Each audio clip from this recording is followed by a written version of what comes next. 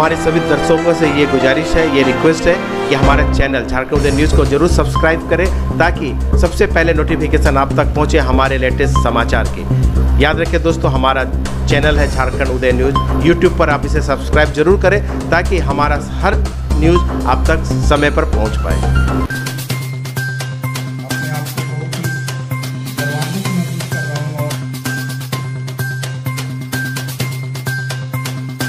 से कहना चाहता हूँ एनसीसी क्यों जरूरी है। तो 2-3 चीज जो ओवर द पीरियड सर्विस के दरमियान और सीखने का मौका मिला, उसमें यही समझने का मौका मिला कि लाइफ में एक नॉलेज ही नहीं सब कुछ होता है। नॉलेज का मतलब ये नहीं है कि knowledge information dumping in once mind is a knowledge. मैंने स्कूल में, हमारे स्कूल में जब मैं पढ़ता था, चिल्ड्रन जब बच्चा था, तो स्कूल में एक लाइन लिखी हुई थी दीवार पे।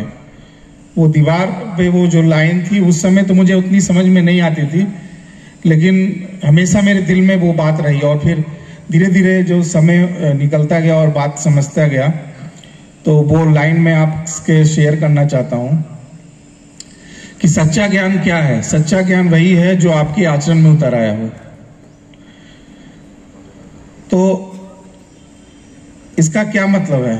इसका मतलब यह है कि आप कुछ भी सीखते हैं, अच्छी बातें सीखते हैं, जो भी बातें सीखते हैं, वो सारी बातें जो आपके जेहन में उतर आई है और जिसने आपके जीने के ढंग को बदला है, जो आपके सोचने के तरीके को बदला है, और जिससे आपने अपने जीवन में जो आपने मुकाम तय किए हैं, उस मुकाम को आपने पाने में आपको मददगार रहा हो।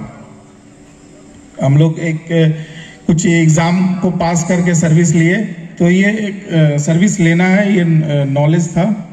लेकिन नॉलेज के साथ साथ 3 चीजें बहुत जरूरी होती है, स्किल एंड एटीट्यूड।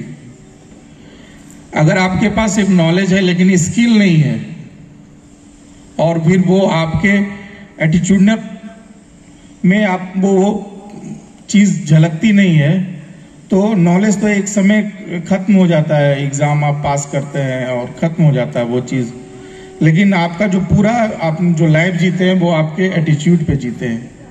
तो एनसीसी जो आपकी बुनियाद, आपके बचपन में एक डिसिप्लिन, देश के प्रति समर्पण की भावना, और आजकल के बच्चे इलेक्ट्रॉनिक्स मोबाइल फोन तक ही सीमित रह जाते हैं।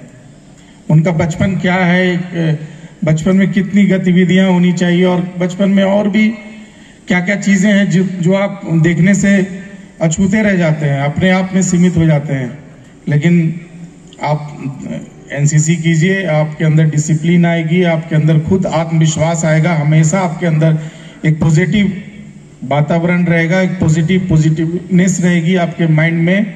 और आपने देखा होगा कि कोविड में कितना फ्रस्ट्रेशन, कितना निगेटिविटी माइंड में लोगों का आया भी है। और आफ्टर पोस्ट कोविड जीने का जो लिविंग स्टाइल है वो भी काफी चेंज हुआ है। लेकिन एक फौजी आदमी, उसके अंदर हमेशा निगेटिविटी में भी पॉजिटिविटी रहता है। तो आपके अंदर हमेशा आत्मविश्वास, आप बेहतर कर सकते हैं, आप अपने आप में जो वो क्षमता है, वो क्षमता आपको खुद निखर कर आता है।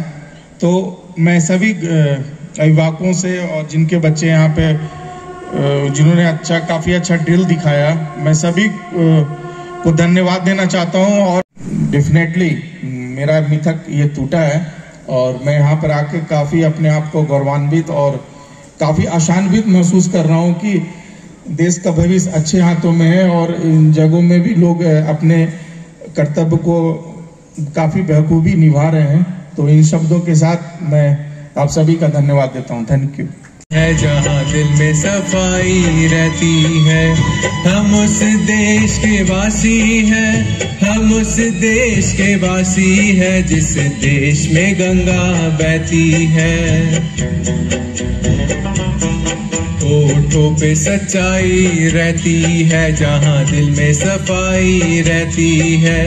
हम उस देश के वासी हैं, हम उस देश के वासी हैं जिस देश में गंगा बहती है।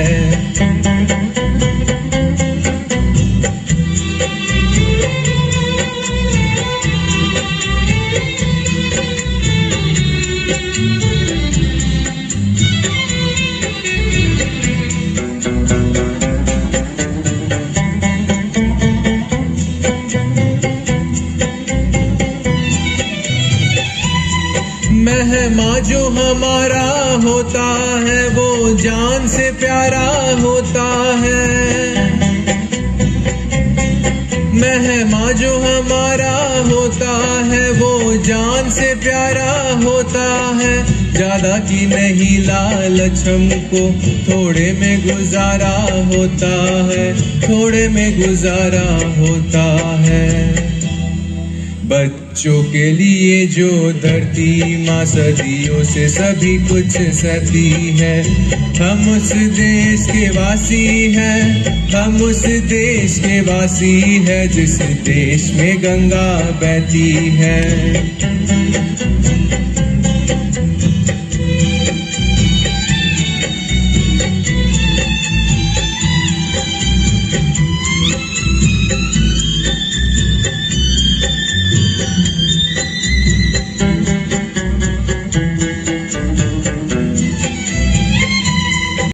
कम पहचानते हैं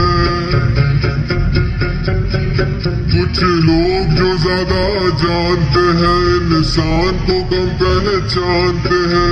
ये पूरब है पूरब वाले हर जान की कीमत जानते हैं, हर जान की कीमत जानते हैं।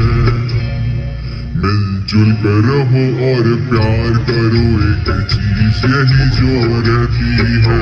हम उस देश के वासी हैं, हम उस देश के वासी हैं जिस देश में गंगा बहती है, जिस देश में गंगा बहती है। अमन चाहिए, अमन से भरा एक वतन चाहिए। जब तक जीऊं शान से जीऊं और जब मरूं तब तिरंगा का कफन चाहिए, तिरंगा का कफन चाहिए। A very good morning to one and all present over here. Respected manager sir, principal ma'am, honored guests and other dignitaries. Today I, Corporal Trisha De, is here to share my feelings through a few words of poetry. मैं त्रिशा दे कक्षा 11वीं की छात्रा हूँ। मुझे हमेशा से ही NCC में भर्ती होने की इच्छा थी। जब भी किसी को एनसीसी ड्रेस पहना हुआ देखती थी तो मेरा भी मन बेचैन हो उठता था कि कब मैं भर्ती हो जाऊं। जिस दिन मैंने एनसीसी ज्वाइन किया मेरी खुशी का ठिकाना नहीं था। मैं हमेशा से ही किसी भी क्षेत्र से भारत माता की सेवा करना चाहती थी। NCC is an integral part of the Indian army. It is the driving force of the Indian Army. It stands for National Cadet Corps. Its motto is unity and discipline. It was being initiated on 16th April 1948 and celebrated every year on the 4th Sunday of November. याद करो उन वीरों को जिनकी सरहद पर जान गई। याद करो उन वीरों को जिनकी सरहद पर जान गई। याद करो उन बालाओं को जिनकी इस रण में आन गई। याद करो उन माताओं को जिन्होंने अपने प्रिय सपूत खोए। याद करो उन बहनों को जो रक्षा बंधन पर रोई। याद करो उन सैनिकों को जिन्होंने सदा हमें गुलामी से मुक्ति दिलाई। क्या फर्क पड़ता है, सरहद पर तो जवान रोज मरते हैं। वे मरते हैं तभी तो हम मौज करते हैं। और तुम मौत के नाम से कांप उठते हो, वे वहां सीना तान कर उसका इंतजार करते हैं। सुनता नहीं है किसी की, बस अपनी जिद पर अड़ा है। कितना अजीब है वो जिस पर देशभक्ति का जुनून चढ़ा है। पिघला देने वाली गर्मी और जमा देने वाली ठंड में जब तुम अपने घर में छुपे होते हो, तब वे वहां सीना तान कर खड़ा है। किसी सैनिक ने क्या खूब कहा है किसी गजरे की खुशबू को महकता छोड़ाया हूँ, कि किसी गजरे की खुशबू को महकता छोड़ाया हूँ, अपनी नन्ही सी चिड़िया को चहकता छोड़ाया हूँ। मुझे अपनी छाती से लगा लेना तू है भारत माता, मैं अपनी माँ की बाहों को तरसता छोड़ाया हूँ। कहते हैं जब भी शहीदों का जिक्र होगा उसमें नाम भारत के वीरों का होगा। कर रही हूँ अपने आप को उस दिन के लिए तैयार जिस दिन उन वीरों में मेरा भी नाम होगा। At last, let's take a decision to value our nation and shall not forget the sacrifices who gave us the freedom. Now, it's our turn for a reformation. Thank you.